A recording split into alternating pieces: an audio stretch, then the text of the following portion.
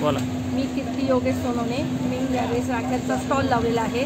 तर राख्यांच्या स्टॉलला आम्हाला म्हणावं तसं काही गिऱ्हाईक नाही याला, फक्त पाऊस नसल्या कारणाने येवला तालुक्यात पाऊस कमी पडला, त्यामुळे आमचा माल आम्ही जवळपास 100% भरला आहे. तर आत्तापर्यंत फक्त 25 ते 30% आमचा माल विकला गेला आहे. उद्यावर रक्षाबंधन येऊन थांबले आहे, पण अजिबात पाऊस नसल्या कारणाने आमचा 75 ते 80% माल जवळपास हा आम्हाला तसाच घरात राहणार आहे.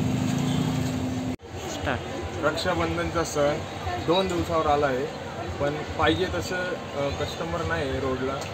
खूप प्रमाणात माल भरून ठेवला आम्ही. मालाच्या दरात 10 ते 15% वाढ झाली आहे. पण आम्ही गेल्या 5 दिवसापासून दुकान लावली आहे, पण 5 दिवसामध्ये आमचा 25% सुद्धा माल सेल झालेला नाही. 75% माल तसाच पडला आहे. आणि खूप साऱ्या डिझाईन वगैरे व्हरायटीज, डायमंड, सर्व राख्या, सर्व प्रकारच्या राख्या आम्ही आणल्या आहे, पण पाहिजे तसा रिस्पॉन्स नाही आला.